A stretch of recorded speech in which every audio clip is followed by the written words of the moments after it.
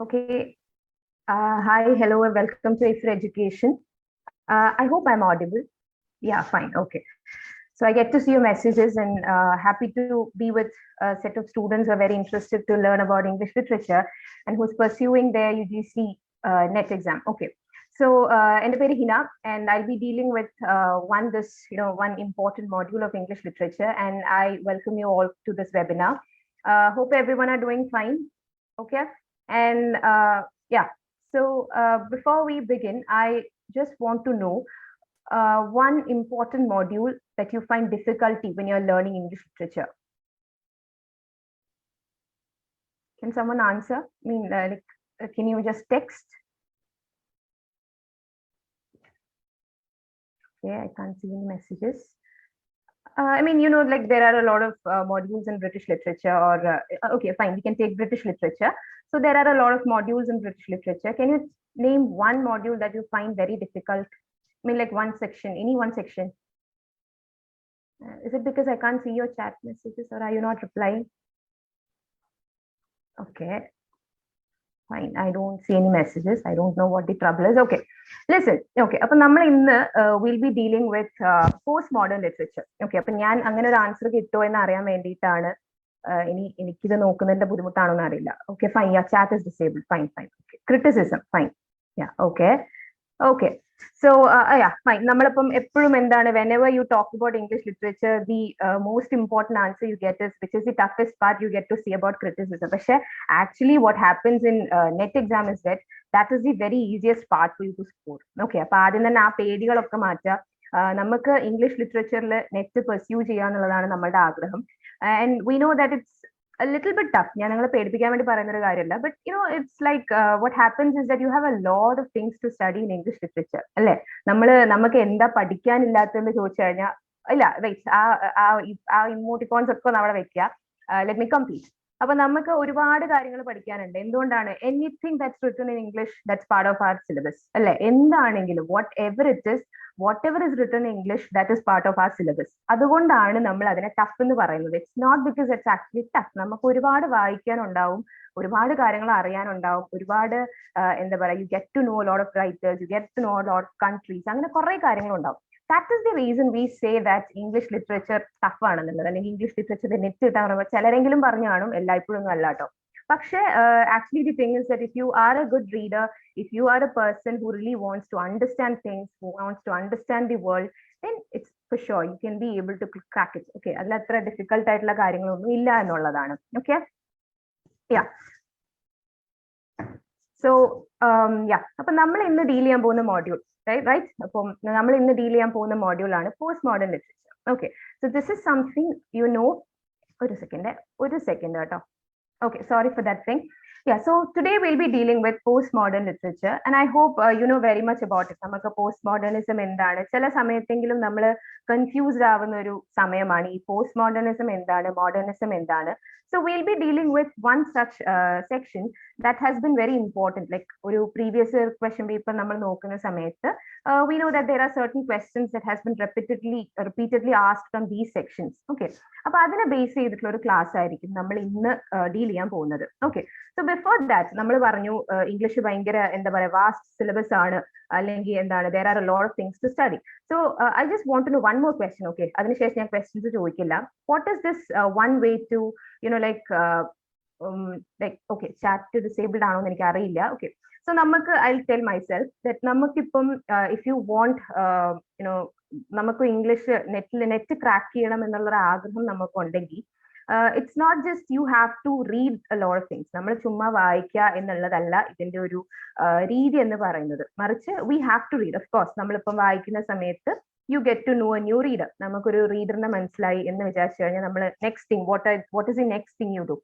നമ്മൾ ആ റീഡറിന്റെ ബാക്ക്ഗ്രൗണ്ട് അറിയണം. We need to understand where he lived, in which age he lived, what was the importance of that particular period. ഈ കാര്യങ്ങളെല്ലാം നമ്മൾ അറിഞ്ഞിരിക്കുക. Okay, so അങ്ങനെയുള്ള കുറച്ച് കാര്യങ്ങൾ നമ്മൾ അറിഞ്ഞിരിക്കുക. And you need smart work here. You don't want hard work, you need smart work. And അതിന് നിങ്ങളെ ഹെൽപ്പ് ചെയ്യാൻ പോകുന്നത് it will surely be this mock tests. Okay, mock tests ആണെങ്കിലും quizzes ആണെങ്കിലും these are the things, അല്ലെങ്കിൽ previous question papers ആണെങ്കിലും ഇതൊക്കെയാണ് നിങ്ങളെ എന്ത് ചെയ്യാൻ പോകുന്നത്. This is the thing that mostly helps you when you are attending a competitive exam. especially when it's the UGC NET exam. അപ്പോൾ Aifer നിങ്ങൾക്ക് പ്രൊവൈഡ് ചെയ്യുന്നത് ഈ കാര്യങ്ങളാണ്. Aifer നിങ്ങൾക്ക് ഓരോ മോഡ്യൂളിലും, if it's in English literature, ഓരോ module, that is, you know, like we have British literature തന്നെ there are different periods. ഈ periods എല്ലാം തന്നെയും it will be handled by different trainers. And you will be having several other modules. European literature, linguistics, cultural studies, everything. Okay. So we will be having classes. We have recorded classes. We have live classes. Also, our app mock tests available. Also, we have these previous question papers. The answer keys are available. So, smart workload prepare and we want them to benefit from our classes. So, അങ്ങനത്തെ ഒരു രീതിയിലാണ് Aifer Education classes provide ചെയ്യുന്നത്. Okay. അപ്പോൾ അത് ആദ്യം clear ആക്കുന്നു. It's not a tough thing. നിങ്ങൾ ആരെങ്കിലും ഇംഗ്ലീഷ് ലിറ്ററേച്ചർ ക്രാക്ക് ചെയ്യാൻ വേണ്ടിയിട്ട് ടഫ് ആണെന്ന് വിചാരിക്കുന്നുണ്ടെങ്കിൽ, ഇതിൽ നെറ്റ് ക്രാക്ക് ചെയ്യാന്ന് പറയുന്നത് ബുദ്ധിമുട്ടാണെന്ന് വിചാരിക്കുന്നുണ്ടെങ്കിൽ, GRF ക്രാക്ക് ചെയ്യുന്നത് ബുദ്ധിമുട്ടാണെന്ന് വിചാരിക്കുന്നുണ്ടെങ്കിൽ അത് മാറ്റി വെക്കുക, ആ പേടി മാറ്റി വെക്കുക. Because I won't say it's very simple, അത്ര സിമ്പിൾ ആണെന്ന് പറയില്ല, പക്ഷെ if you're ready to work for it, if you're ready to read a lot, then surely it's yours. അതിലൊരു ഡൗട്ടും ഇല്ല. And നിങ്ങൾക്ക് നല്ല mentors ഉണ്ടെങ്കിൽ that will be an added advantage. Okay, so that is what we provide in Aifer Education, right? അപ്പോൾ നമ്മൾ I'll just share the screen. Yeah. Okay. Fine. I hope it's visible. Okay. Fine. Okay.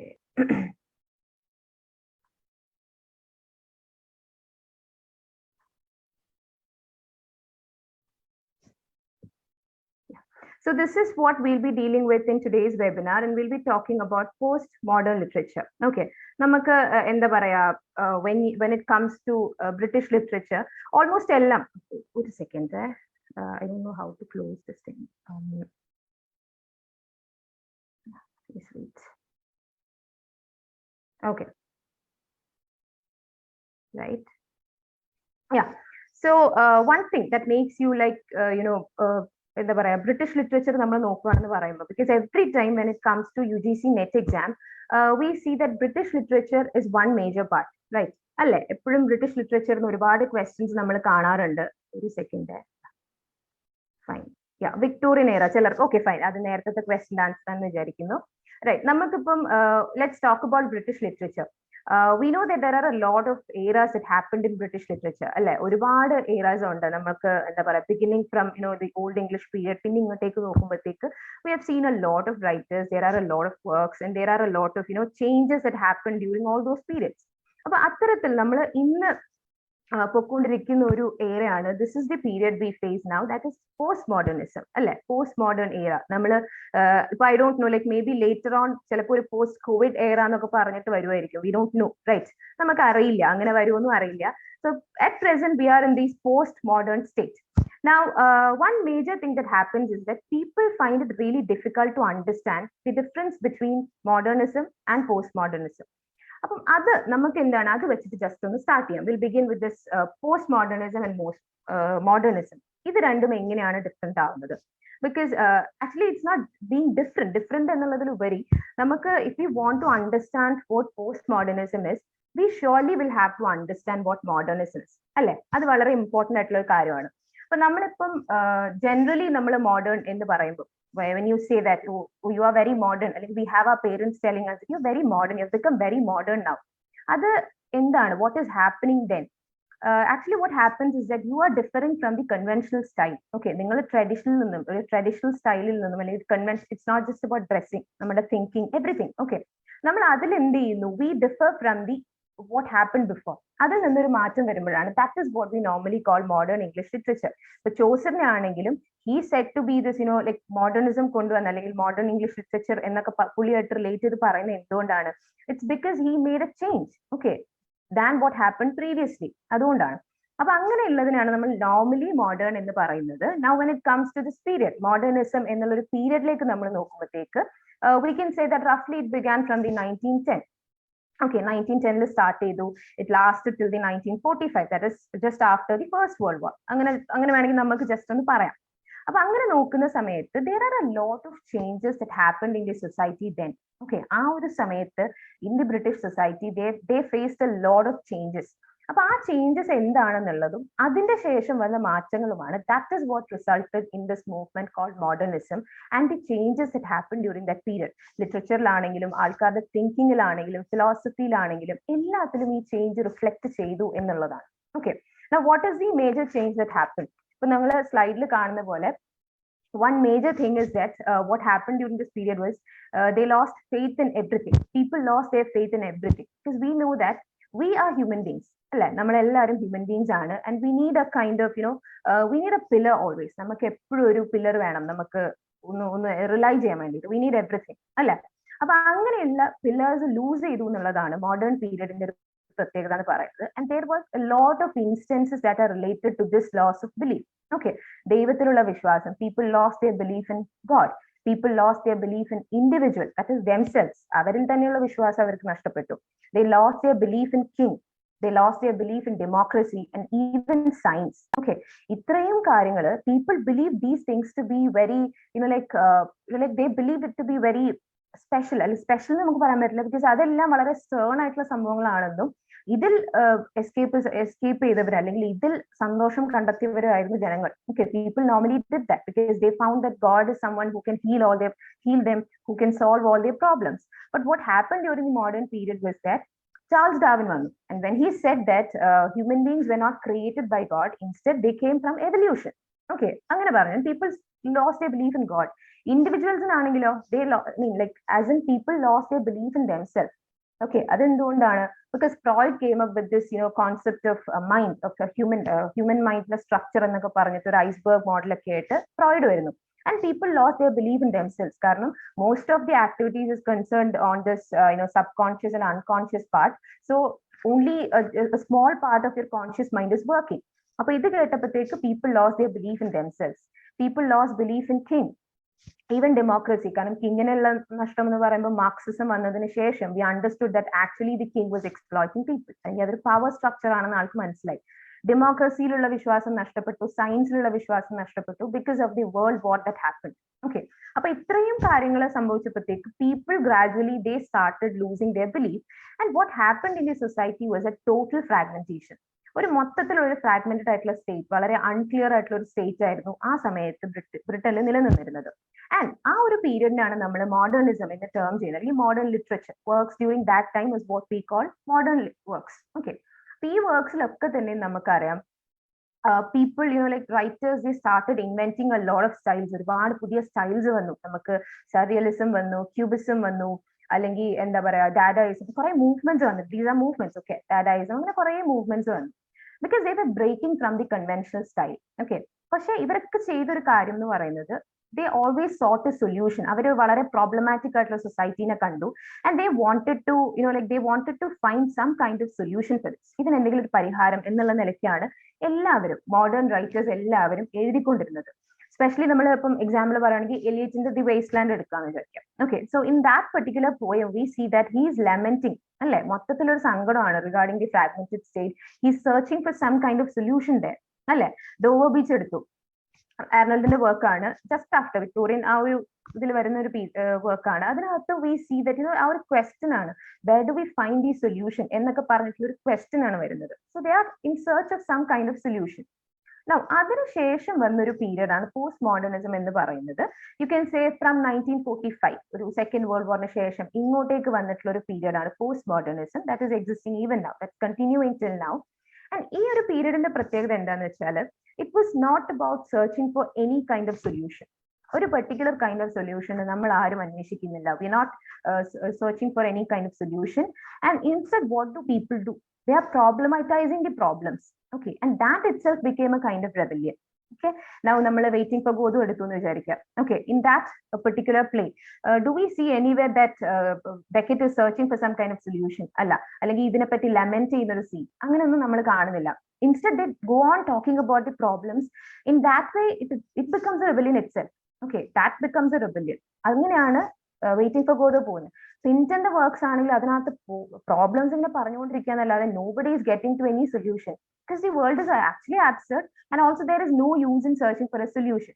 Instead, now they are kind of celebrating it. അപ്പൊ modernism post modernism തമ്മിൽ വരുന്ന ഈ major difference ഇതാണ്. There was fragmentation in the society.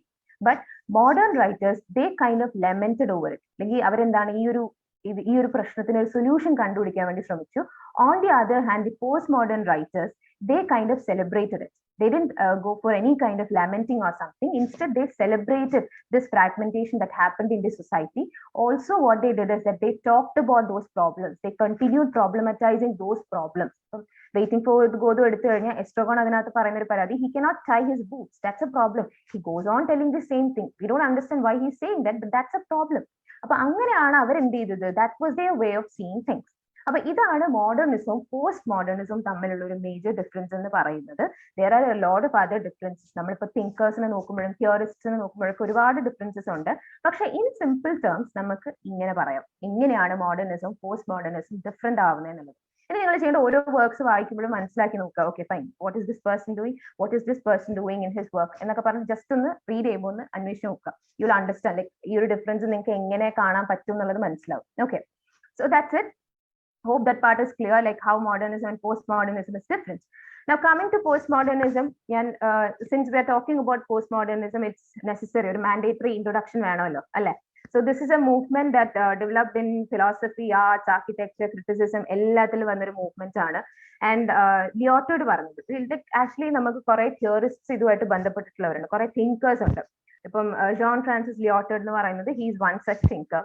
അദ്ദേഹം postmodern condition എന്ന് പറയുന്ന വർക്കിനകത്ത് this is what he said: postmodernism is incredulity towards metanarratives. Okay, അപ്പൊ നമ്മൾ എന്താണ് മെറ്റാ നാരറ്റീവ്സ് എന്ന് പറഞ്ഞു കഴിഞ്ഞാൽ, മെറ്റാ നാരറ്റീവ്സ് എന്ന് പറയുമ്പോൾ ചില വർക്ക്സ് നമുക്കറിയാം, വർക്ക്സ് എന്നുള്ളതല്ല, actually it's not about books or something. There are certain kind of theories. ഇപ്പം എന്താ പറയാ, ചില തിയറീസിന് എന്താണ് we not able to question them. Okay, നമുക്ക് അതിനെ ക്വസ്റ്റ്യൻ ചെയ്യാനോ അതിനെ ബേസ് ചെയ്ത് സ്കെപ്റ്റിക്കൽ ആവാനുള്ള ഒരു ചാൻസ് ഇല്ല. ഒരു ചെറിയൊരു ഉദാഹരണം വെച്ചിട്ട് പറയാം. ഇത് ആക്ച്വലി ഇതിനെ മൊത്തമായിട്ട് എടുക്കരുത്, ഒരു മനസ്സിലാക്കാൻ വേണ്ടിയിട്ട് എക്സാമ്പിൾ വെച്ചിട്ട് പറയുകയാണ്. റിലിജൻ എന്ന് പറയുന്നതിൽ we really don't have any way to question it. Okay, because it's complete. ആ ഒരു ടെക്സ്റ്റ് വളരെ കംപ്ലീറ്റ് ആണ്. റിലിജൻ മാത്രമല്ല, മാർക്സിസം ആണെങ്കിലും എവറിത്തിങ്. അപ്പൊ അങ്ങനത്തെ ഉള്ള കുറെ തിയറീസ് ഉണ്ട് in which there is no scope to question it. Instead അതെന്താണ്, ലൈക്ക് എനിത്തിങ്, ഒരു ഹിസ്റ്റോറിക്കൽ എക്സ്പീരിയൻസ് ആണെങ്കിലും ഒരു ഹിസ്റ്റോറിക്കൽ സിറ്റുവേഷൻ ആണെങ്കിലും ഒരാളുടെ എക്സ്പീരിയൻസ് ആണെങ്കിലും നമുക്കത് റിലീജിയനിലൂടെ കേൾക്കും. അല്ലെങ്കിൽ when you hear it through metanarratives, what happens is that you don't have any way to question them. അതിനെ ക്വസ്റ്റ്യൻ ചെയ്യാനോ, ബിക്കോസ് ഇറ്റ്സ് കംപ്ലീറ്റ്. അത് എന്തോ ഒരു യൂണിവേഴ്സൽ ട്രൂത്ത് പറയുന്ന പോലെയാണ് പ്രസന്റ് ചെയ്ത് പോയിട്ടുള്ളത്. So till the modern period, അല്ലെങ്കിൽ മോഡേൺ പീരീഡ് വരെയും ഈ മെറ്റാ നാരറ്റീവ്സിൽ ആൾക്കാർ വിശ്വസിച്ചിരുന്നു എന്നുള്ളതാണ്. പക്ഷെ what happen during the post modern period is that Lyotard, he was a thinker who questioned these meta-narratives. Instead, he focused on mini-narratives. Mini-narratives എന്ന് പറയുമ്പോൾ ഒന്നുമില്ല, local narratives. The writers, they started believing that one particular thing can have different perspectives. പല പെർസ്പെക്റ്റീവിലും നമുക്ക് കാര്യങ്ങൾ കാണാൻ പറ്റും. ഒരു കാര്യത്തിൽ നമ്മൾ എന്ത് ചെയ്യരുത്, റിജിഡ് ആയിട്ട് ഇങ്ങനെ എന്ന് പറഞ്ഞിട്ട് മാത്രം നമ്മൾ എന്ത് ചെയ്യരുത്. We should not see it in just that way. Instead you can have different ways to tell that particular phenomenon. അപ്പൊ അങ്ങനെയുള്ള നാരറ്റീവ്സ്, കാരണം ഈ നാരറ്റീവ്സിലൂടെയാണ് നോളജ് പാസ് ചെയ്ത് പോകുന്നത്. അപ്പൊ അദ്ദേഹം വിശ്വസിച്ചിരുന്ന ഇതാണ് മെറ്റാ നാരറ്റീവ്സ് എന്ന് പറയുന്നത്. This is what he said. Meta narratives എന്ന് പറയുന്നത് actually they tell you that they are telling some kind of universal truth, പക്ഷെ അതൊരു പവർ സ്ട്രക്ചർ ആണ്. ആക്ച്വലി അത് എന്താ ചെയ്യുന്നതെന്ന് വെച്ചാൽ power is still being in the hands of people who already have dum. Okay, അപ്പൊ അങ്ങനെ ആ പവർ സ്ട്രക്ചർ അങ്ങനെ തന്നെ മെയിൻറ്റെയിൻ ചെയ്യാൻ വേണ്ടിയിട്ടാണ് റിലിജിയൻ എന്ന് പറയുന്നത്. അല്ലെങ്കിൽ it's not about religion. Okay, meta narratives എന്ന് പറയുമ്പോൾ ഇതൊക്കെ ഇതിനകത്ത് വരും, റിലിജിയൻ അല്ലെങ്കിൽ മാർക്സിസം, ഫെമിനിസം എല്ലാം. ഓക്കെ, അപ്പൊ അതൊക്കെ ഒരു പവർ സ്ട്രക്ചറിന്റെ ഭാഗമാണെന്ന് വിശ്വസിച്ചിരുന്നു. So instead he focused on mini narratives. ഇത് ഇമ്പോർട്ടന്റ് ആവുന്നത് എന്താണെന്ന് വെച്ചാൽ നമുക്ക് നെറ്റ് എക്സാമിൽ റിപ്പീറ്റഡ് ആയിട്ട് ക്വസ്റ്റ്യൻസ് വന്നിട്ടുള്ളതാണ്. ലിയോട്ടറിനെ ബേസ് ചെയ്തിട്ടും അതുപോലെ ഒരു തിങ്കറിനെയും കൂടെ, ബോദ്രില. ഓക്കെ, ബോദ്രില, ഈ രണ്ട് തിങ്കേഴ്സിനെ ബേസ് ചെയ്തിട്ട് ഇടയ്ക്കിടയ്ക്ക് ക്വസ്റ്റ്യൻസ് വന്നുകൊണ്ടിരുന്നിട്ടുണ്ട്. 2018 വന്നിട്ടുണ്ട്, 2017 വന്നിട്ടുണ്ട്. ഓക്കെ, അപ്പൊ അതുകൊണ്ടാണ് ഈ രണ്ട് തിങ്കേഴ്സിനെ നമ്മളൊന്ന് ഫോക്കസ് ചെയ്യുന്നത്. Okay, so I hope that part is clear. And what Lyotard said is that it's actually his quotation in this work that he was very incredulous about meta-narratives. He was very skeptical. And then skeptical എന്ന് പറയുന്നത് very like he raised questions. The basic questions കൊണ്ടുവന്നു എന്നുള്ളതാണ്. Okay, so Lyotard said that postmodernism was a kind of incredulity towards meta-narratives, and he focused on mini-narratives or local narratives. Okay, and what happened, another important change is that ഈ ഒരു postmodern period ആയപ്പോഴത്തേക്ക് ഈ British എന്ന് പറയുന്ന ഒരു കോളനിക്ക് കുറെ difference വന്നു, അല്ലെങ്കിൽ സോറി ബ്രിട്ടീഷ് എന്ന് പറയുന്ന എംപയർ, ബ്രിട്ടൻ എന്ന് പറയുന്ന എംപയറിന് കുറെ ഡിഫറൻസസ് വന്നിട്ടുണ്ടായിരുന്നു.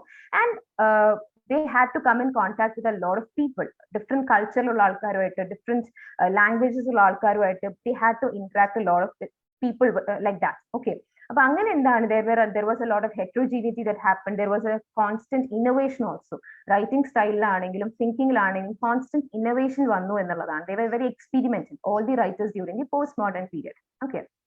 And yeah, this is what I said before, that Lyotard, he focused on meta narratives instead of he relied on many narratives, local narratives and അദ്ദേഹം importance കൊടുത്തത്, instead of giving any importance to these meta narratives. Okay, and he criticizes these meta narratives.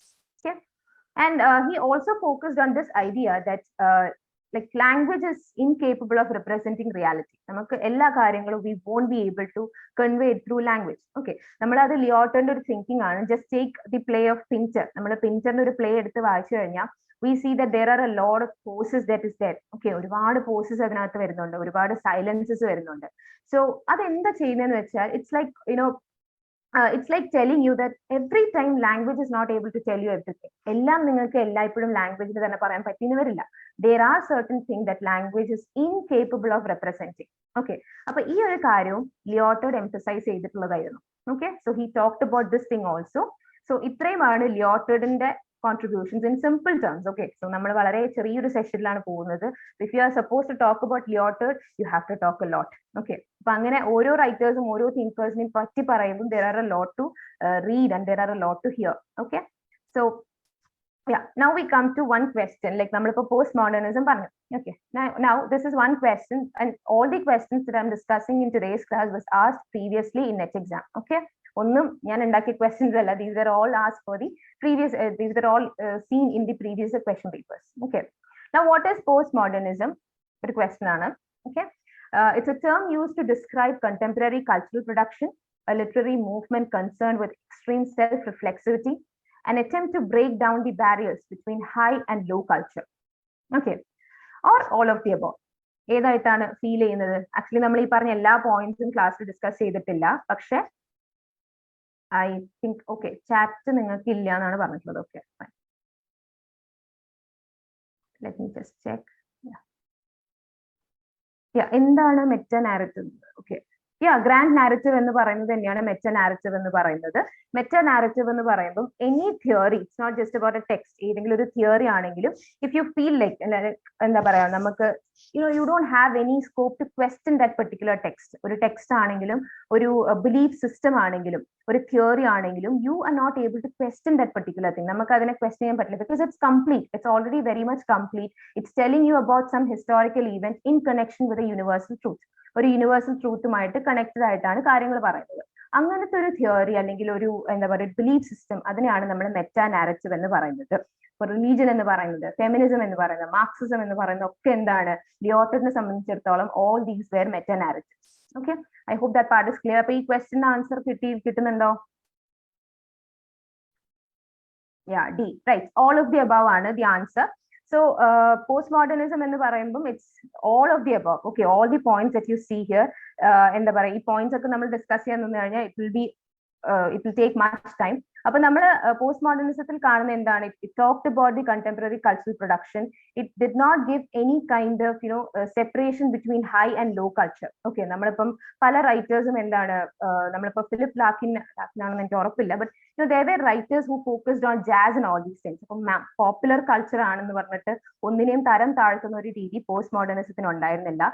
Instead, what they did is that they gave equal importance to both these high culture and low culture. Okay, അപ്പൊ അങ്ങനെയുള്ള barriers എല്ലാം എന്ത് ചെയ്തു, break ചെയ്യാന്നുള്ളതും കൂടെ post മോഡേണിസത്തിന്റെ ഒരു ഭാഗമാണ്. Because now we see that people writing in social media and all that. നമുക്കിപ്പോ എന്താണ്, ഒരു ടെക്സ്റ്റ്, ഒരു പുസ്തകം പബ്ലിഷ് ചെയ്താൽ മാത്രം നമ്മൾ കൺസിഡർ ചെയ്യുന്ന ഒരു രീതിയല്ല നമുക്കിപ്പോ ഉള്ളത്. We consider everything. ഇപ്പൊ person writes through his blogs, we are okay, we understand his creativity. പക്ഷെ പണ്ടത് അങ്ങനെ ആയിരുന്നില്ല. If you could publish a book only then you were a writer. പക്ഷെ നമുക്കിപ്പോ എന്താണ്, we have a lot of stars these days അല്ലേ?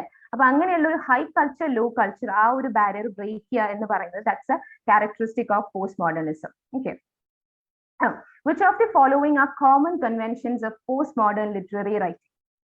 Okay, straightforward plots and realistic situations, clear and obvious meanings, a respect for previous literary styles and conventions, metafiction and intertextuality.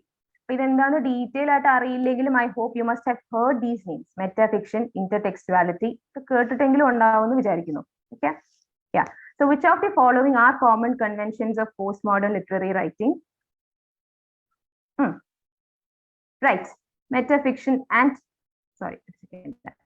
metafiction and intertextuality. Okay, നമ്മൾ എന്താ പറയാ ഒരു രീതി, when you are attending a question for net exam, നമുക്ക് ഒരു രീതി എന്ന് പറയുന്ന ഇതാണ്, you can cut certain options. നമുക്ക് ചിലത് സ്ട്രൈക്ക് ചെയ്യാൻ പറ്റും. ഓക്കെ, നമുക്ക് എക്സാക്ട് ആൻസർ അറിയില്ലെങ്കിലും just look at these options. Okay, straightforward plots and realistic situations. No way. Postmodern texts നമുക്ക് ഒരിക്കലും straightforward plots ഉം realistic situations ഉം കാണാൻ പറ്റില്ല. That's almost impossible. ഓക്കെ, കാരണം നമ്മളിപ്പോ നമുക്ക് അറിയാവുന്ന വർക്ക്സ് എടുത്തിട്ട് നോക്കുക. ഓക്കെ ഫൈൻ, അങ്ങനെ ഉണ്ടാവാറില്ല. ക്ലിയർ ആൻഡ് ഓബ്വിയസ് മീനിങ്സ് ഇല്ല, ഒരിക്കലില്ല. Because mostly post modern text ചെയ്യാന്ന് പറയുന്നത് they convey your kind of atmosphere. We don't get any clear and obvious meanings. ഓരോരുത്തർക്കും ഓരോ മീനിങ് ആയിരിക്കും അതിന് ഡിറൈവ് ചെയ്യാൻ പറ്റുന്നത്. You don't have any kind of message pass to you at the end of. Okay, second, I can see a lot of messages. Okay fine, yeah, HSSTക്ക് ഉണ്ടായിരുന്നു അല്ലേ? Okay fine. Yeah, so you won't see any clear and obvious meanings, and there is no kind of respect for the conventions. ഞാൻ പറഞ്ഞു, they were very experimental. Evans Card എന്ന് പറയും, വളരെ experimental ആയിരുന്നു. And every writer, like from the modernism, what writers did is that they started experimenting a lot. അപ്പോൾ ഒരിക്കലും എന്താണ് conventional style അവർ follow ചെയ്തില്ല എന്നുള്ളതാണ് ഒരു ഇമ്പോർട്ടന്റ് കാര്യം. സോ ഒബ്വിയസ്ലി നമ്മുടെ അടുത്ത ഓപ്ഷനിലേക്ക് തന്നെ നമ്മൾ വരും, മെറ്റാഫിക്ഷൻ ആൻഡ് ഇന്റർടെക്സ്റ്റുവാലിറ്റി എന്നുള്ളത്. മെറ്റാഫിക്ഷൻ, ഇന്റർടെക്സ്റ്റുവാലിറ്റി നമ്മൾ പറയാൻ നിന്നാൽ വീണ്ടും നമുക്ക് സമയം, പക്ഷേ ജസ്റ്റ് ടെൽ യു, ഇന്റർടെക്സ്റ്റുവാലിറ്റി എന്ന് പറയുമ്പോൾ the relationship between different texts. Okay, ഓരോ ടെക്സ്റ്റ്, ഇപ്പൊ ഞാനൊരു എക്സാമ്പിൾ വേണമെങ്കിൽ ചുമ്മാ ഒന്ന് പറഞ്ഞു തരാം. I hope you will do your research more on that. നമ്മളിപ്പോ ദി ഫ്രഞ്ച് ലെഫ്റ്റനൻസ് വുമൺ എന്ന് പറഞ്ഞിട്ടുള്ള ഒരു വർക്ക് ഉണ്ട്, റിട്ടൺ ബൈ ജോൺ ഫൗൾസ്. അപ്പൊ ആ ഒരു വർക്കിനകത്ത് അദ്ദേഹം he's talking about this Victorian എറ. ഓരോ ചാപ്റ്റർ സ്റ്റാർട്ട് ചെയ്യുന്ന സമയത്ത് he uses quotations from different Victorian writers. ഓരോ ചാപ്റ്ററും സ്റ്റാർട്ട് ചെയ്യുമ്പോഴും തോമസ് ആഡിയുടെ വെച്ചിട്ടാണ് സ്റ്റാർട്ട് ചെയ്യുന്നത്. തോമസ് ആഡി ഓരോ വിക്ടോറിയൻ റൈറ്റേഴ്സ് അല്ലെങ്കിൽ വിക്ടോറിയൻ തിങ്കേഴ്സ്, ഇപ്പൊ ഡാർവിൻ അങ്ങനെയുള്ള ഓരോ തിങ്കേഴ്സിനെയും കൊട്ടേഷൻസ് ആണ് അദ്ദേഹം യൂസ് ചെയ്തിട്ടുള്ളത്. അതൊരു എക്സാമ്പിൾ ആണ്. ഒരുപാട് രീതിയിലുള്ള ഇന്റർടെക്സ്റ്റുവാലിറ്റി ഉണ്ട്. നമ്മളിപ്പം ബേസ്ലാൻഡ് എടുത്തു കഴിഞ്ഞാൽ അതിനകത്ത് നമുക്ക് ഒരുപാട് റെഫറൻസസും എല്യൂഷൻസും കാണാൻ പറ്റുന്നുണ്ട്. That's a kind of intertextuality. So ഈ ഒരു റിലേഷൻഷിപ്പ് ബിറ്റ്വീൻ ഡിഫറെന്റ് ടെക്സ്റ്റ് അത് കൊണ്ടുവരും. That is everything is derived from what was there, അല്ലാതെ ഒന്നും പുതുതായിട്ട് വരുന്നില്ല എന്നൊരു സംഭവം. ഓക്കെ, അതിനാണ് ഇന്റർടെക്സ്റ്റുവാലിറ്റി എന്ന് പറയുന്നത്. Hope you will do more research on that. പിന്നെ മെറ്റാഫിക്ഷൻ എന്ന് പറയുന്നത് again that tells you the state of fiction. Okay, what you are reading is a fiction. നിങ്ങൾ വായിക്കുന്നത് എന്താണ്, this is purely a fiction എന്ന് നിങ്ങൾക്ക് പറഞ്ഞുകൊണ്ടിരിക്കും, നിങ്ങളുടെ അടുത്ത് പറഞ്ഞുകൊണ്ടിരിക്കും that what you are reading now, it's a fiction, it's not reality. There is no need to get involved with this thing. ഇതുമായിട്ട് നിങ്ങൾ സീരിയസ് ആയിട്ട് ഇൻവോൾവ് ചെയ്യേണ്ട യാതൊരു ആവശ്യവും ഇല്ല എന്നുള്ളത് നിങ്ങളോട് ഇടയ്ക്കിടയ്ക്ക് പറഞ്ഞുകൊണ്ടിരിക്കും. Okay, so it reminds you that what you are reading is A fiction. അതിനെയാണ് നമ്മൾ സിമ്പിൾ ടേംസിൽ മെറ്റാഫിക്ഷൻ എന്ന് പറയുന്നത്. ഓൾസോ അതിന്റെ റൈറ്റിംഗ് പ്രോസസ്സിനെ പറ്റിയിട്ട് ഇപ്പം ദി ഫ്രഞ്ച് ലെഫ്റ്റനൻസ് വുമൺ എന്ന് പറയുന്ന പുസ്തകം തന്നെ നമുക്ക് എക്സാമ്പിൾ ആയിട്ട് എടുക്കാം. It's a historiographic metafiction. Okay, അപ്പൊ ഫ്രഞ്ച് ലെഫ്റ്റനൻസ് വുമന്റെ അകത്ത് ഇങ്ങനെയാണ്, there are certain instances when the writer tells you like how do I bring this character, ഈ ക്യാരക്ടറിനെ ഞാൻ അങ്ങനെ ചെയ്താലോ, ഈ ക്യാരക്ടറിനെ ഞാൻ അങ്ങനെ ചെയ്താലോ എന്നൊക്കെ പറഞ്ഞിട്ട് he raises questions in it. So what happens is that you really understand what you're reading as a novel. Okay, നിങ്ങളൊരു ഫിക്ഷൻ ആണ് വായിക്കുന്നത് എന്നുള്ളത്. ഏറെക്കുറെ ഇതിന് സിമിലർ ആണ് എപ്പിക് തിയേറ്റർ എന്ന് പറഞ്ഞിട്ടുള്ള ബെർട്ടോൾട്ട് ബ്രെറ്റിന്റെ ഒരു കോൺസെപ്റ്റ്. അതും നിങ്ങൾ വായിക്കാം, നിങ്ങൾ റിസർച്ച് ചെയ്യുമെന്ന് വിചാരിക്കുന്നു. Okay, so that was one question. Moving on. അടുത്ത നമ്മളൊരു ക്വസ്റ്റ്യൻ ആണ് ഈ ഒരു ഓക്കെ ഫൈൻ, പിന്നെ പറയാം. Which French philosopher argued that there were no meta or grand narratives, only micro narratives? Which French philosopher argued that there were no meta or grand narratives, only micro narratives? Baudrillard, John the Baptist, Lyotard, Derrida.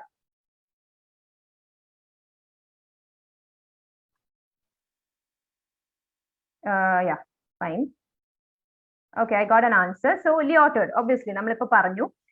So the answer is Lyotard, of course. So നമ്മൾ നേരത്തെ പറഞ്ഞ കാര്യമാണ്, he was very skeptical about grand narratives or meta narratives. He did not believe in any kind of meta or grand narratives. Instead, he relied more on micro narratives, local narratives, because they gave you different ideas on the same thing. There was ചില ഇൻസ്റ്റൻസസിൽ നമുക്ക് എന്താണ് truth എന്ന് പറയുന്നത് ഉണ്ടോ എന്ന് ചോദിച്ചാൽ നമുക്ക് അറിയില്ല, because there are only perspectives. Like ഓരോ ആളുടെ പെർസ്പെക്ടീവ് കാണുമ്പോൾ അത് ഡിഫറെന്റ് ആണ് അല്ലെ.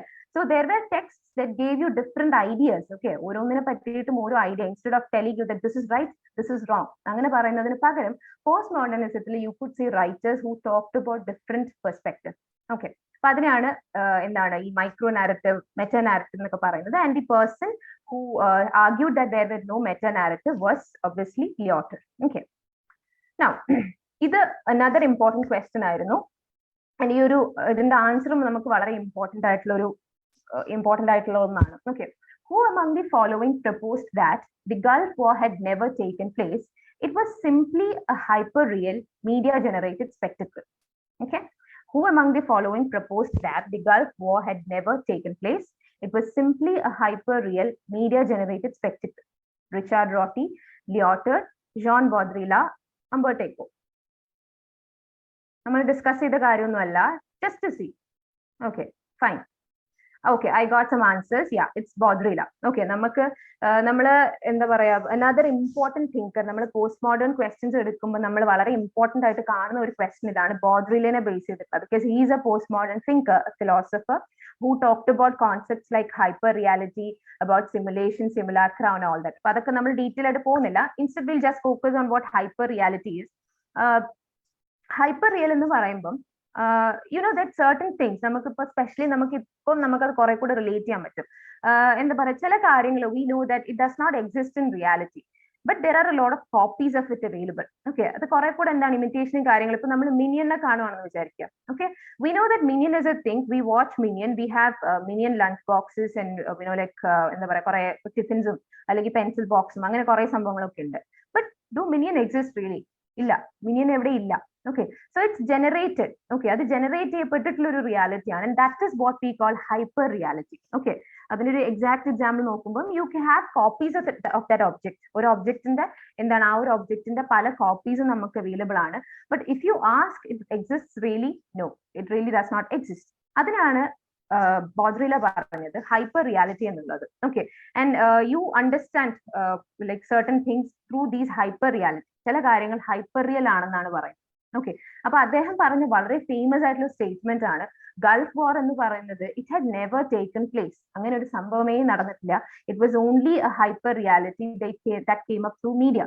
ഓക്കെ, അപ്പം പോസ്റ്റ് മോഡേണിസത്തിൽ വളരെ എന്താ പറയാ ഇമ്പോർട്ടന്റ് ആയിട്ടുള്ള ഒരു ഇൻസ്റ്റൻസ് എന്ന് പറയുന്നത് it was the intervention of media. Okay, media കുറെ കൂടെ ആക്റ്റീവ് ആവുന്നത് ഈ ഒരു ഏരിയയിലാണ്. സോ അതിൻ്റെതായിട്ടുള്ള കുറെ ചേഞ്ചസും സൊസൈറ്റിയിൽ വന്നു എന്നുള്ളതാണ്. Okay, so we don't know really if it exists. അദ്ദേഹം എന്താ പറയുക ഗൾഫ് വാറിനെ പറ്റി പറഞ്ഞിട്ടുണ്ട്. Also he has talked about Disneyland. Okay, ഡിസ്നിലാൻഡിനെ പറ്റിയിട്ട് പറഞ്ഞിട്ടുള്ളതും ബോദ്രില തന്നെയാണ്. He was a French thinker. Okay, again he is an important thinker when it comes to postmodernism. Okay, yeah, Baudrillard, Jean Baudrillard. Okay, now that's all about postmodernism. നമ്മൾ എന്താണ് I hope it was a little bit clear to you. Like ഞാനൊന്ന് simplify ചെയ്ത് ഒന്ന് compress ചെയ്തൊരു version ആണ്. When you come for Aifer classes, we will surely deal it in detail. Okay, അപ്പൊ നമ്മൾ എന്താണ് we saw a compressed version. We talked about postmodernism and modernism എന്ന് പറയുമ്പോൾ എന്താണ്, it was an era when people lost all their belief in these structures they had till then. Okay, they lost their belief in God, they lost their belief in individual, they lost their belief in എന്താണ് king, democracy, science, എല്ലാത്തിലും ഉള്ളത്. because after all these incidents, കാരണം world വാറിന് നല്ലൊരു role ഉണ്ടായിരുന്നു. Plus എന്താണ് the inventions that happened after during that time, because when Darwin came up with his book, when Freud came up with his book, all these things created a change in the society and the thinking of people. Okay, now the difference between modern writers and postmodern writers is that one set of people, the modern set of people, they lamented all these changes and they tried to look for solutions. But when it comes to postmodern writers, they did not look for any kind of solutions. Instead, they problematized the problems and they talked more about it in their works. Okay, so that was crux of what we dealt as of now. Okay, now we move on to another important section, that is the poetry. Okay, so these are the sections we'll be dealing with today. We'll talk about poetry and we'll talk about this postmodernism. Okay, yeah, so we have talked about postmodernism. Now coming to the poetry after the Second World War, നമ്മളിപ്പം എന്താ പറയാ poetry എന്നൊക്കെ പറഞ്ഞ് നോക്കുമ്പോൾ again like there are diverse themes. Okay, ഒരുപാട് themes വന്നു എന്നുള്ളതാണ് വളരെ പ്ലസ് അതിനോടൊപ്പം തന്നെ ഇമ്പോർട്ടന്റ് ആണ്, വളരെ ഇന്റർനാഷണൽ ആയി എന്നുള്ളത്. Because I said you people like people started mingling a lot. ഒരുപാട് പേര് സെറ്റിൽ ചെയ്യാനും അല്ലെങ്കിൽ എന്താണ് they came in contact with a lot of people. ഒരുപാട് interactions നടക്കുന്നുണ്ടായിരുന്നു. So what happened is that the poetry during this period, postmodern poetry എന്ന് പറയുന്നത് വളരെ എന്താ പറയുക ഇന്റർനാഷണൽ ആയി നമുക്ക് പറയാം. We have a lot of writers അല്ലെ. ബ്രിട്ടീഷുകാരുടെ വർക്ക്സ് മാത്രമല്ല നമ്മൾ ബ്രിട്ടീഷ് ലിറ്ററേച്ചറിൽ നമ്മൾ പഠിക്കുന്നത്. We learn about a lot of works അല്ലെ. നമ്മളിപ്പം ഓഷൻ വോങ് എന്ന് പറഞ്ഞ റൈറ്റർ ഉണ്ട്, അല്ലെങ്കിൽ എന്താണ് ഒരുപാട് റൈറ്റേഴ്സ് ഉണ്ട്. ഇപ്പൊ പെട്ടെന്ന് വായിൽ വരുന്ന വോങ്ങിന്റെ ഒരു പേരാണ്. ഓക്കെ, സോ അങ്ങനെ ഒരുപാട് റൈറ്റേഴ്സ് ഉണ്ട്. V have a lot of themes being discussed. ഒരുപാട് ഇന്റർനാഷണൽ തീംസും ഒരുപാട് പോസ്റ്റ് മോഡേൺ തീംസും. കാരണം ഈ പറഞ്ഞ ഒരു എന്താ പറയാ ടെററിസം അല്ലെങ്കിൽ എന്താ പറയാ റെഫ്യൂജീസ് അല്ലെങ്കിൽ അങ്ങനെയുള്ള ഒരുപാട് തീംസ് നമുക്കിപ്പോ ഡിസ്കസ് ചെയ്യുന്നുണ്ട് എന്നുള്ളതാണ്. അല്ലെങ്കിൽ എന്താ പറയാ ഹോമോസെക്ഷുവാലിറ്റിനെ ബേസ് ചെയ്തിട്ടാണെങ്കിലും അല്ലെങ്കിൽ ഒരുപാട് കാര്യങ്ങൾ, marginalisation, there are A lot of themes being discussed. So അതിനൊരു ഭയങ്കരമായ വെറൈറ്റി വന്നു എന്നുള്ളതാണ് ബ്രിട്ടീഷ് പോയിട്രിയുടെ ഈ ഒരു സമയത്തുള്ള. അത് after the second world war this was one major thing that happen അല്ലെങ്കിൽ that is happening now. Okay, so diverse themes ആയിരുന്നു, ഡിഫറെന്റ് അപ്രോച്ചസ് ആയിരുന്നു. You could see people experimenting a lot. പല രീതിയിലുള്ള എക്സ്പീരിമെന്റ്സ് വന്നിട്ടുണ്ട്. അപ്പൊ നമ്മളിപ്പോ ഇന്നത്തെ പോയിംസ് ഒന്നും കാണുമ്പോൾ നമുക്ക് മേ ബി എക്സാക്ട് ക്യാപിറ്റലിൽ തുടങ്ങുമോ അല്ലെങ്കിൽ ഫുൾ സ്റ്റോപ്പ് വേണ്ടടുത്ത് ഉണ്ടാവും, അങ്ങനെയൊന്നും ഉണ്ടാവില്ല. നമുക്ക് like it's very experimental now. And it has begun to be written across the world, all around the world. എഴുതപ്പെട്ട് തുടങ്ങി എന്നുള്ളതും എന്താണ്, that is one major change that has happened during the postmodern period. Okay, now what are some like you can't say features. നമുക്ക് ഒരിക്കലും കവിത എന്ന് പറയുന്നതിന് എന്താണ് നമുക്ക് കുറച്ച് ഫീച്ചേഴ്സോ കുറച്ച് മെറിറ്റ്സും ഡിമെറിറ്റ്സും ഒന്നും എടുത്തിട്ട് പറയാൻ പറ്റില്ല. But when you observe these postmodern poems, there are certain things you note. Okay, ചില കാര്യങ്ങൾ ഇങ്ങനെയാണ്. Like it's difficult. ചില പോയിന്റ്സ് ഇങ്ങനെയാണ്. It's very difficult to read and understand. Okay, and ഇതൊരു ഫീച്ചർ തന്നെയായിരുന്നു. This was something that was done by poets themselves. Okay, ഉദാഹരണത്തിന് Jeffrey hill എന്ന് പറയുന്ന ഒരു റൈറ്റർ ഉണ്ട്.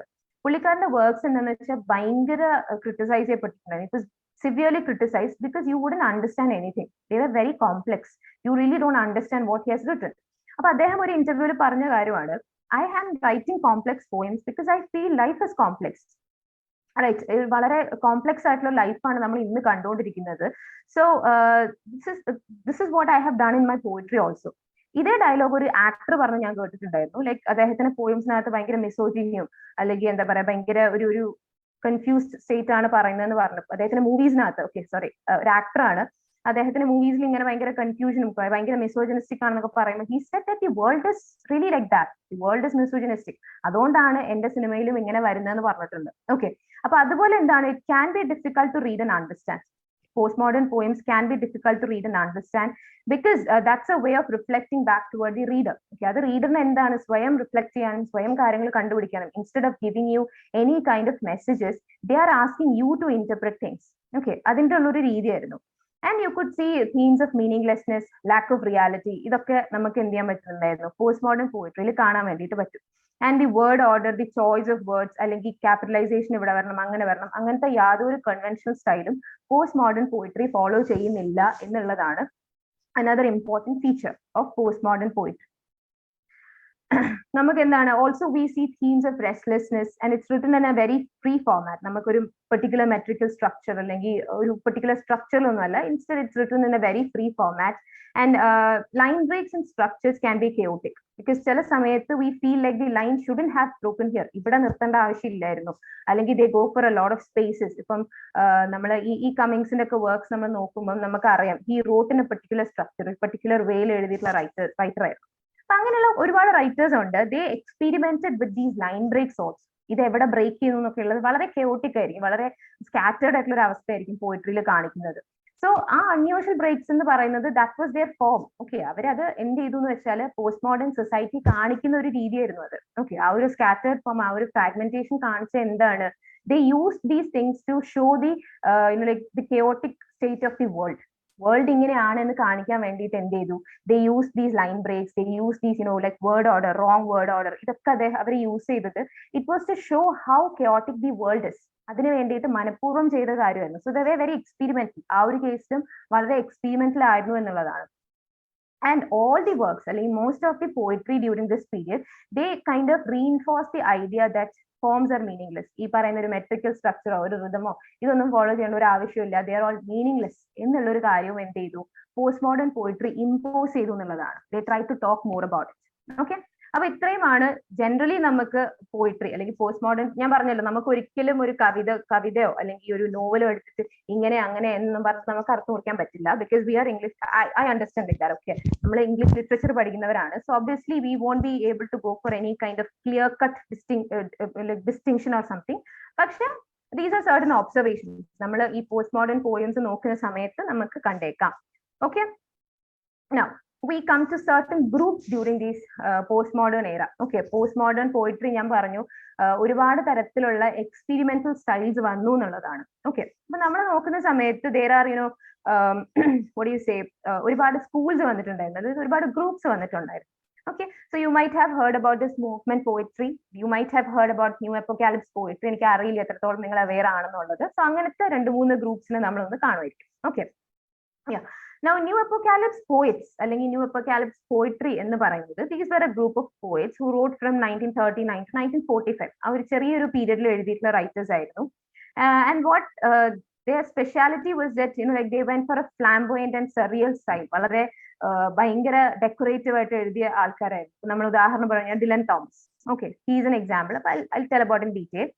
So these were a group of loosely associated poets, and these are the major works. Okay, the major works അല്ലെങ്കിൽ അവരുടെ ഒരു എന്താ പറയുക, the new apocalypse, the white horsemen, the crown and the sickle, ഇങ്ങനെയുള്ള ടെക്സ്റ്റിന്റെ പേരൊക്കെ ഓരോ മൂവ്മെന്റുമായിട്ട് ബന്ധപ്പെട്ടിട്ടുള്ള കുറെ ടെക്സ്റ്റ്സ് ഉണ്ടാവും. അങ്ങനത്തെ ടെക്സ്റ്റ്സ് ഒക്കെ നമുക്ക് എന്താണ് നെറ്റ് എക്സാമിൽ വളരെ ഇമ്പോർട്ടന്റ് ആണ് കേട്ടോ. ഓക്കെ, ഇങ്ങനെ ഇപ്പോൾ മൂവ്മെന്റ് പോയിട്രി ആണെങ്കിൽ അല്ലെങ്കിൽ അബ്സർഡിസം ആണെങ്കിൽ അല്ലെങ്കിൽ എന്താ പറയാ വേറെ ഏത് തരത്തിലുള്ള ഒരു മൂവ്മെന്റ്, ഇപ്പം ആംഗ്രി യങ്മൻ ഒക്കെ ആണെന്നുണ്ടെങ്കിലും അതുമായിട്ട് ആ ഒരു മൂവ്മെന്റുമായിട്ട് ബന്ധപ്പെട്ടിട്ടുള്ള ടെക്സ്റ്റ്സും അതിന്റെ ഓതേഴ്സിനെയും നമ്മൾ അറിയണം എന്നുള്ളതാണ്. But these are poetry collections that belong to this new apocalypse group. Okay, ഈ ഒരു ഗ്രൂപ്പിന്റെ ഭാഗമായിരുന്നു the new apocalypse, the white horseman, the crown and the sickle എന്നൊക്കെ പറയുന്നത്. Okay, now this was a romantic reaction against the classicism of Oden group. Now ഈ 1930s എന്ത് സംഭവിച്ചു എന്ന് വെച്ചാൽ, നമുക്ക് ഓഡനെ പോലെയുള്ള റൈറ്റേഴ്സ് ഉണ്ടായിരുന്നു, WH ഓഡൻ അല്ലെങ്കിൽ സ്റ്റീഫൻ സ്പെൻഡർ, ഇവരെ പോലെയുള്ള writers, they focused more on the social and political issues. വളരെയധികം സോഷ്യൽ പൊളിറ്റിക്കൽ ഇഷ്യൂസിൽ അവർ ഫോക്കസ് ചെയ്തു എന്നുള്ളതാണ്. അപ്പൊ അതിന് അഗേൻസ്റ്റ് ആയിട്ടുള്ള ഒരു റൊമാൻറ്റിക് റിയാക്ഷൻ ആയിരുന്നു ന്യൂ അപ്പോകാലിപ്സ് പോയിട്രി എന്ന് പറയുന്നത്. ഇതിന് നമ്മൾ നേരത്തെ കണ്ട പോസ്റ്റ് മോഡേൺ പോയിട്രിയുടെ യാതൊരു ഫീച്ചേഴ്സും ഇല്ല, പക്ഷേ they are part of this era. Okay, അപ്പൊ അതാണ് this was a romantic reaction. നമ്മൾ ഡിലൻ തോമസിന്റെ വർക്ക്സ് ഒക്കെ എടുത്ത് നോക്കിക്കഴിഞ്ഞാൽ you can see works that show similarity to that of Wordsworth work. Okay, വേർഡ്സ്വർത്തിന്റെ ഇമ്മോർട്ടാലിറ്റിയോടൊക്കെ ആയിട്ട് ബന്ധപ്പെട്ടിട്ടുള്ള വർക്ക് ആണെന്ന് നമുക്ക് തോന്നും. ഓക്കെ, സോ ഫേൺഹിൽ എന്നൊക്കെ പറഞ്ഞിട്ടുള്ള അദ്ദേഹത്തിന്റെ പോയം, ഫേൺഹിൽ എന്ന് പറയുന്ന പോയം ഒക്കെ വായിക്കുമ്പോൾ we feel that kind of similarity. So this was a romantic reaction. The new apocalypse poetry എന്ന് പറയുന്നത്, it was a romantic reaction against the classicism. Oden ഗ്രൂപ്പിന്റെ ഈ സ്ട്രിക്റ്റ് ആയിട്ടുള്ള ഒരു ക്ലാസിസിസത്തിന് അഗേൻസ്റ്റ് ആയിട്ടുള്ള റിയാക്ഷൻ ആയിരുന്നു. And the major poets include Dylan Thomas, Vernon Watkins, Philip O'Connor, George Barker, Ian Bancroft, Tom Scott and Alex Comfort. Okay, പക്ഷെ ഇതിന്റെ ഒരു റെപ്രസെന്റേറ്റീവ് പോയിറ്റ് എന്ന് പറയുന്നത് ഡിലൻ തോമസ് തന്നെയായിരുന്നു. ഓക്കെ, ആൻഡ് അതിനുശേഷം വന്നതാണ് റോബർട്ട് കോൺക്വസ്റ്റിന്റെ ഒരു ആന്തോളജി. ഈ ആന്തോളജിയുടെ പേര് ന്യൂ ലൈൻസ് എന്നായിരുന്നു. This was a reaction against the new apocalypse poets. New apocalypse പോയിറ്റ്സിന്റെ ഈ ഒരു പോയിട്രിയുടെ ഒരു എന്താ പറയാ, അതിന്റെ എതിരെ ഒരു റിയാക്ഷൻ എന്നുള്ള നിലയ്ക്കാണ് ന്യൂ ലൈൻസ് എന്നുള്ള പോയം, ആ ഒരു കളക്ഷൻ, ആ ഒരു ആന്തോളജി വന്നിട്ടുണ്ടായിരുന്നു. അപ്പം ന്യൂ ലൈൻസിനെ പറ്റി നമ്മൾ ഇനി മൂവ്മെന്റ് പോയിട്രി പഠിക്കുമ്പോൾ നോക്കുക കേട്ടോ.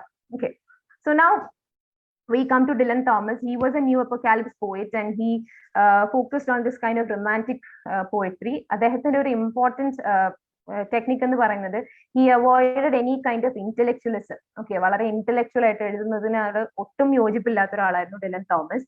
And instead he wrote more kind in romantic way. നമ്മളിപ്പോൾ ഫേൺഹിൽ എന്ന് പറയുന്ന പോയം നോക്കുമ്പോൾ, in that particular poem we see he is talking about his childhood. Okay, kind of autobiographical poem aanu, and he is talking about his childhood experiences that he had when he spent his summer vacation in his aunt's estate. Okay, aunt inde veetil poya samayathe estate undairunnu, avada poya samayathe the time he spent there, അതിനെ പറ്റിയിട്ടാണ് അദ്ദേഹം ആ ഒരു പോയമിനകത്ത് പറയുന്നത്. He talks about how carefree he was and how much he enjoyed being a child, how much he enjoyed the little things being a child. Okay, അങ്ങനെ 2 ഭാഗങ്ങൾ എഴുതിയിട്ടുള്ള ഒരു പോയമാണ് ഫേൺഹിൽ എന്ന് പറയുന്നത്.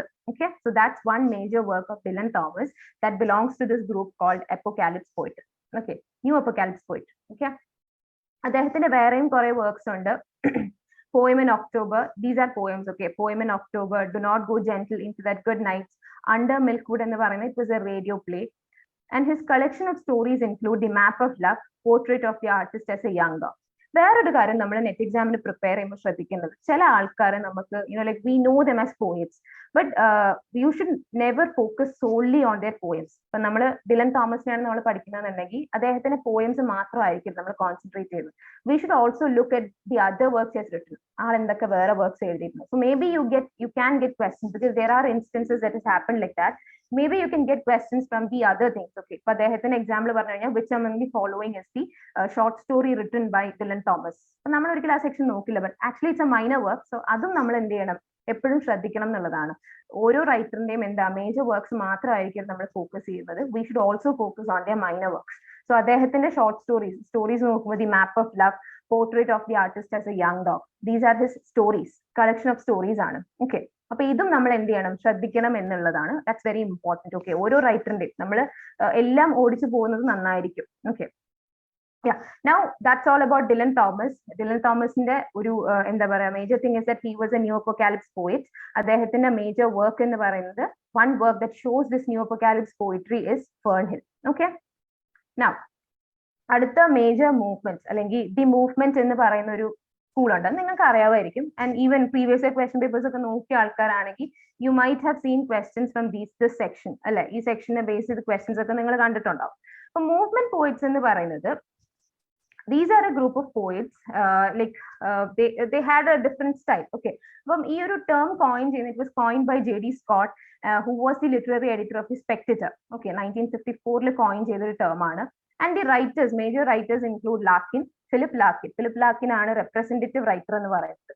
Donald Davie, DJ Enright, John Wain. ഇത് നിർബന്ധമായിട്ട് പഠിക്കുക, because you have seen a lot of questions. ആരൊക്കെയാണ് മൂവ്മെന്റ് പോയിറ്റ്സ് എന്നുള്ളതിന് ഒരുപാട് രീതിയിൽ അവർ ഓരോ എക്സാമിനും ചോദിച്ചു കണ്ടിട്ടുണ്ട്. Okay, Elizabeth Jennings, Robert Conquest, Kingsley Amis, John Holloway, Tom Gunn. Okay, so these are major movement writers അല്ലെങ്കിൽ major writers of this movement poetry. Okay, and രണ്ട് ആന്തോളജീസ് ആണ് ഇതിനെ ബേസ് ചെയ്ത് വന്നിട്ടുള്ളത്. ഒന്ന് DJ Enrightന്റെ പോയിറ്റ്സ് ഓഫ് ദി 1950s, രണ്ടാമത്തത് Robert കോൺക്വസ്റ്റിന്റെ new lines. Okay, so these are the major anthologies based on this movement, the movement എന്ന മൂവ്മെന്റിനെ ബേസ് ചെയ്ത്.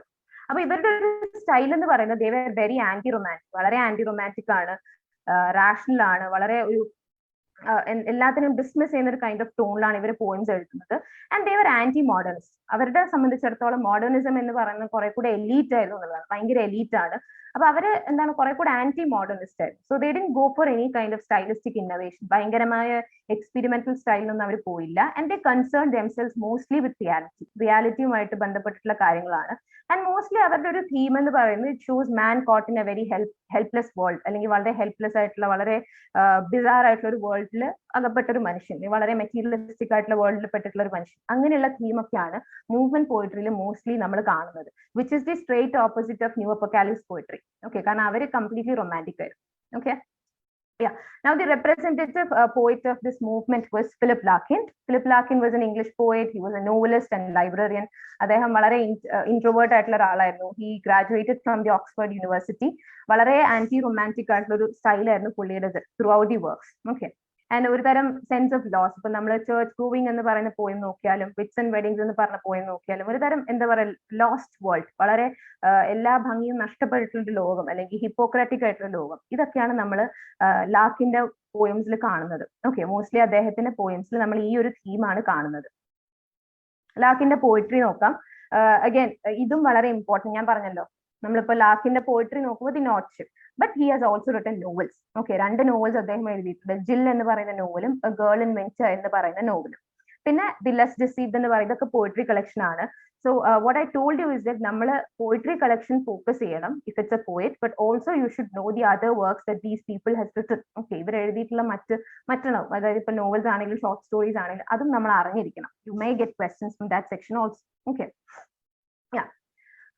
So the Whits and Weddings, Ambulances, Church Going, ഇതെല്ലാം എന്താണ്, ഫിലിപ്പ് ലാർക്കിന്റെ collections ആണ് actually ഇതൊക്കെ മേജർ പോയംസ് ആണ് കേട്ടോ. ചേർച്ച് ഗോയിങ് എന്ന് പറയുന്ന poem it's taken from the less deceived ആ ഒരു വർക്കിനകത്ത് നിന്ന് എടുത്തിട്ടുള്ളതാണ്. വിറ്റ്സ് ആൻഡ് വെഡിങ്സ് എന്ന് പറയുന്നതിനകത്ത് he speaks about his journey from Hull to London. Hull മുതൽ ലണ്ടൻ വരെ പോകുമ്പോഴും അതിന്റെ ഇടയ്ക്ക് അദ്ദേഹം കാണുന്ന London, what are the changes that has happened to the society, അതിനെ പറ്റിയിട്ടാണ് അദ്ദേഹം പറഞ്ഞു പോകുന്നത്. Okay, now that's question time. Dylan Thomas Fernhill is named after, okay, the question ചോദിച്ചിട്ടുള്ളതാണ്, the Welsh farmhouse where the poet spent summer holidays as a boy, the Welsh Anglican church to which the poet used to taken by his mother, a countryside in Austria to which he paid occasional visits, a childhood haunt of the poet's family in Devonshire. Okay, now the answer is obviously the first one. It was the Welsh farmhouse where he spent his summer holidays. ഒരു boy ആയിട്ട് summer holidays spend ചെയ്ത ഒരു സ്ഥലമാണ്. So Fern Hill is based on his experiences there. അദ്ദേഹത്തിന്റെ ആണ്ടിന്റെ തന്നെ ഒരു ഒരു എസ്റ്റേറ്റ് ഹൗസ് എന്ന് വേണമെങ്കിൽ നമുക്ക് പറയാം. Okay, yeah. Now another question is Jill a novel. This was written by, ഇതും ചോദിച്ച ക്വസ്റ്റൻ ആണ്. അപ്പൊ നമ്മൾ ഒബ്വിയസ്ലി എന്ത് ചെയ്യും, മുറിൽ സ്പാക്കോ ഐറിസ് മൂഡോക്കോ എന്നൊക്കെ പറഞ്ഞിട്ട് പോകും, because they are mostly these fiction writers. പക്ഷെ അല്ല, the answer is Philip Larkin. Okay, Philip Larkin ഒരു പോയിറ്റ് ആണ്, he's a movement poet also. പക്ഷെ ജിൽ എന്ന് പറയുന്നതും എ ഗേൾ ഇൻ വെഞ്ചർ എന്ന് പറയുന്നതും these are the novels written by Larkin. Okay, so ഇതൊക്കെ ചോദിച്ചു വന്നിട്ടുള്ള ക്വസ്റ്റൻസ് ആണ് കേട്ടോ. Now, who among the following represents the movement of the 1950s? ആരായിരിക്കും? Obviously it's Philip Larkin. നമ്മൾ ഇത്രയും നേരം പറഞ്ഞ കാര്യമാണ്. ഫിലിപ്പ് ലാക്കിൻ ആണ് ഈ ഒരു മൂവ്മെന്റ് എന്ന് പറയുന്ന മൂവ്മെന്റിന്റെ, the movement of the 1950s, അതിന്റെ റെപ്രസെന്റേറ്റീവ് പോയിറ്റ് എന്ന് പറയുന്നത് ഫിലിപ്പ് ലാക്കിൻ തന്നെയാണ്.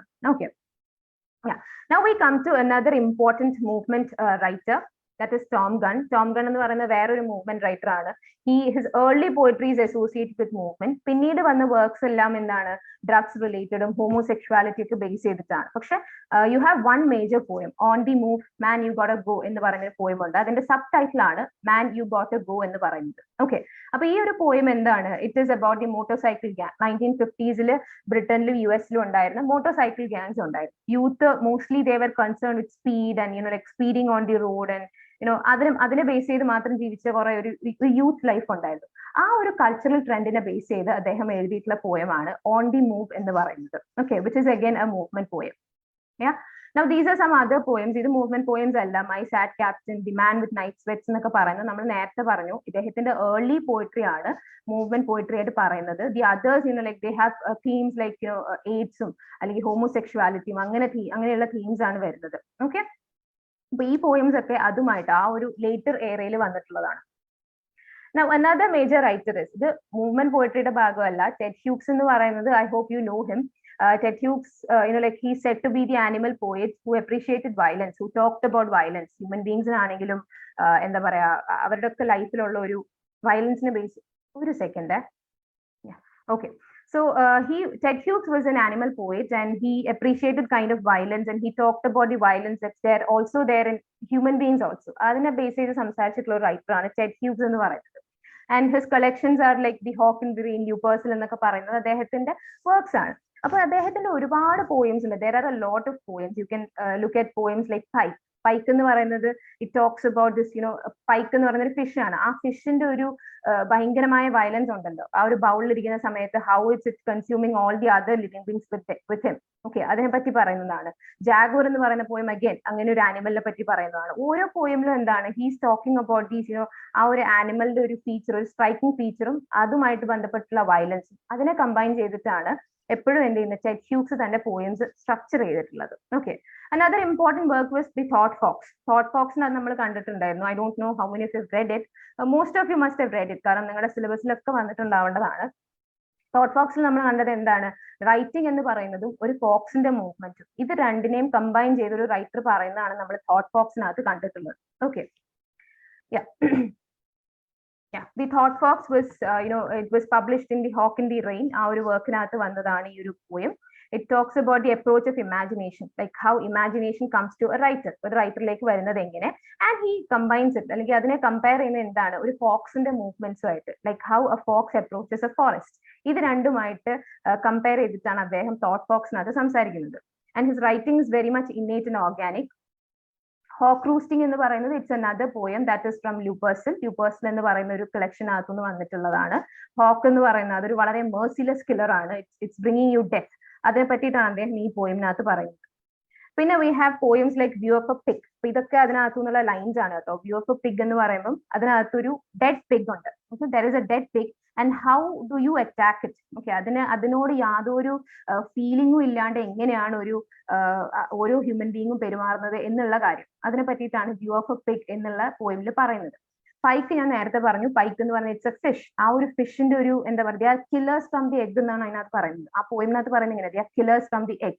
ജനിച്ചപ്പോൾ തൊട്ടേ കൊല്ലാൻ വേണ്ടിയിട്ട് വരുന്നവരാണ്. സോ ആ ഒരു കൈൻഡ് ഓഫ് വയലൻസ് ഉണ്ടല്ലോ, അതിനെ ഫോക്കസ് ചെയ്യുന്ന ഒരു റൈറ്റർ ആണ് Ted Hughes. Okay, now another important writer we come to is Shimazini. He ഒരു ഐറിഷ് പോയിറ്റ് ആയിരുന്നു. He was a playwright, he was a translator, professor എല്ലാം ആയിരുന്നു. അദ്ദേഹം എന്താണ്, he has also won the Nobel Prize. Yeah, വേറൊരു major കാര്യം, നമ്മൾ ഓരോ റൈറ്ററിനെ പറ്റി പഠിക്കുമ്പോൾ ഐ ടോൾഡ് യു, നമ്മൾ അവർ ജീവിച്ചിരുന്ന സോഷ്യൽ ബാക്ക്ഗ്രൗണ്ട് അറിയണം, the cultural changes that happen during the period.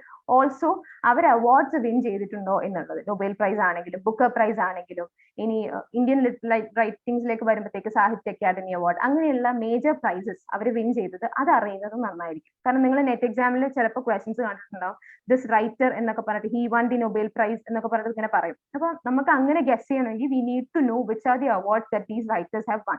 അപ്പൊ അതും ഒന്ന് അറിഞ്ഞിരിക്കുന്നത് that would be good. Okay, ഇദ്ദേഹത്തിന്റെ കളക്ഷൻ എന്ന് പറയുമ്പോൾ poetry collection, first collection was death of a naturalist. There are also other works like door into the dark, venturing out, north field work. അപ്പൊ നിങ്ങൾക്ക് slide വായിക്കാൻ പറ്റുമെന്ന് തോന്നുന്നു. Okay, so these are all his works and his famous poems. He has written a lot of poems. Toll and Man എന്ന് പറയുന്നത്, death of a naturalist.